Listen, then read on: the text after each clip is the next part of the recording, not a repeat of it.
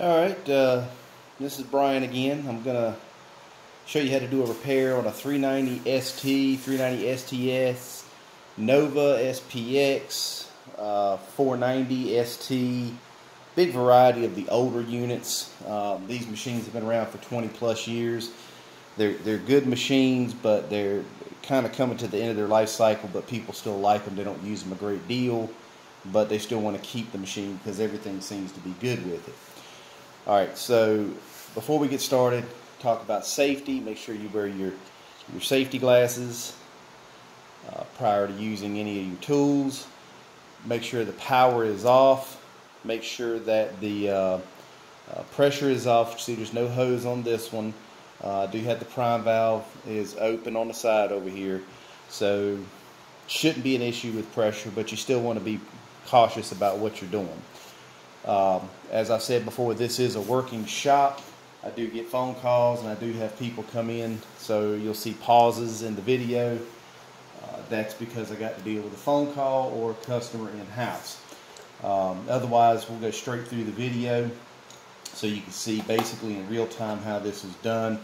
All my equipment, as you can see, is equipment that's in service. It's not something sitting on a shelf brand new. This actually has, as you can see, a lifetime of use on it. I did have a couple of requests on this type of setup, so I finally found one, and that's one thing you got to understand. These machines, it's machines that customers bring into me that I'm repairing, so it's not, like I said, I don't have them just sitting on a shelf somewhere to pull off, so I have to kind of wait till some of this, especially the older stuff, comes in when there's a request for it. Sometimes it takes longer than I would like, but that's just the nature of the beast. Alright, so we're going to move along here. Here's your prime hose attachment here. It's already loosened on here. You can see the hose itself is missing, but you're going to need to remove this in order to take this apart. Move the prime valve out of the way. You just stick an adjustable wrench on here. You unscrew this, take it off. And like I say, in this case, he had black tape on it, electrical tape for whatever reason. I don't know what he was planning on doing here, but so you have to take that off in order to get the fluid section off. Now, to remove this hose, there's no fittings, no tool to remove this. And what you do is you pull up on the hose and rotate it counterclockwise, and that will loosen this end of the hose from the actual inlet tube. So pull up and rotate counterclockwise. Now, if yours binds up and the hose wants to twist, you need to turn it upside down. Throw a little lacquer thinner down inside of the fitting right here. Let it sit for a couple minutes, and that'll soften up everything on, soften up everything on the inside here. That way you can get this off. But you just pull up and rotate counterclockwise, and it'll come off of your inlet here.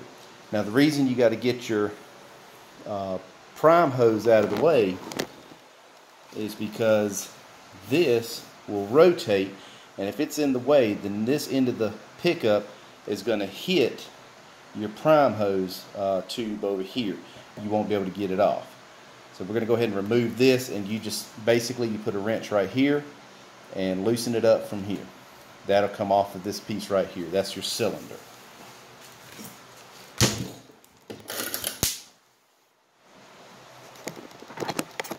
Try to set this, and I apologize about the camera angles and the shakiness and all of that.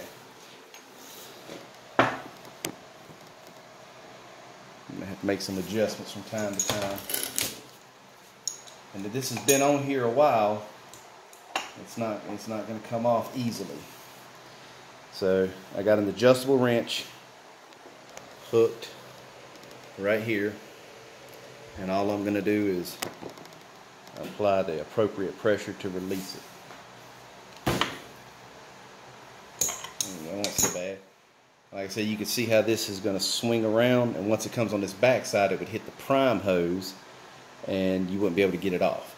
So this right here unscrews. Now there's going to be a ball in here that's going to want to fall out if you're not careful. You're not going to need it. Alright, the ball's sitting in place. So this is your inlet housing. That's your inlet valve right there, and it's a little crusty. We'll get all that cleaned up here after a while. You see years of buildup of paint right in here. Don't damage this, because this is near impossible to find, and if you do find it, it's going to be kind of expensive. Let's lay that to the side. We're going to look up inside of it.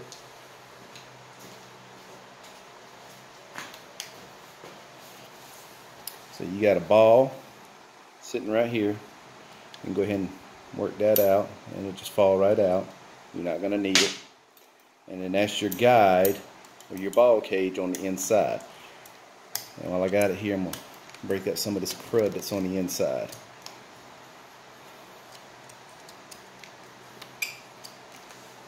Alright. Now we got a large lock nut right here. We're going to remove this, not remove, we're going to loosen this lock nut so that we can unscrew the cylinder.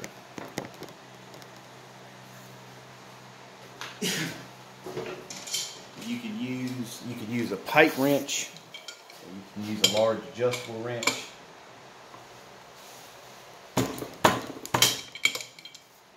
Again, I'm sorry about the shakiness of the camera, but you're actually on the work table, so you're going to feel see the shock from using the tools. Now there's two flat sides on your cylinder that you would just stick another adjustable wrench on and loosen it. Now it's loose. Alright, I'm not going to take it all the way off because there's no need at this point. We'll do that once we get over to the vise. But right now it's sitting here, so it's a little easier to get to. Now there's a hex head, excuse me, an Allen head here and here. We're going to remove these two, and then we'll be able to actually pull the fluid section off. But before I do that, right here is a locking ring. You've seen them on other machines. There's a pin that goes through to the other side that locks the piston to the actual slider. Now, you want to slide this down. And you want to make sure before you even start, and I forgot to tell you this, turn the machine on so that the piston is on the downstroke. If it's too far up, you won't be able to get this pin out. So you want to just run the machine until it drops down to where you can actually see the pin and the ring. But to remove the ring one-handed is kind of a trick. We're going to try to do it anyway.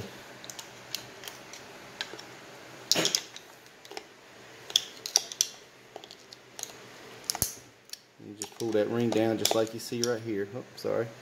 You just pull it down, and there's a pin right here, and you can see it's come right out the other side. You may have to tap it with a punch or something to get it loose, but once it comes out to the other side, don't lose it because you'll need it again. Now we're going to take these two out that I mentioned before. Drop it out. Drop it out. Now this will just pull right off. Now once you've got it off, don't lose your ring. We'll set that right here so we'll have it later. I'll bring it over here so you can see. This is your transducer. This is a mechanical transducer. We don't want to damage this. Again, that piece is extremely expensive, and for the age of the machine, you're better off just replacing it. There's your piston, that's your packing nut, your prime valve, your cylinder. So we're going to take this over to the vise, and we're going to get it apart.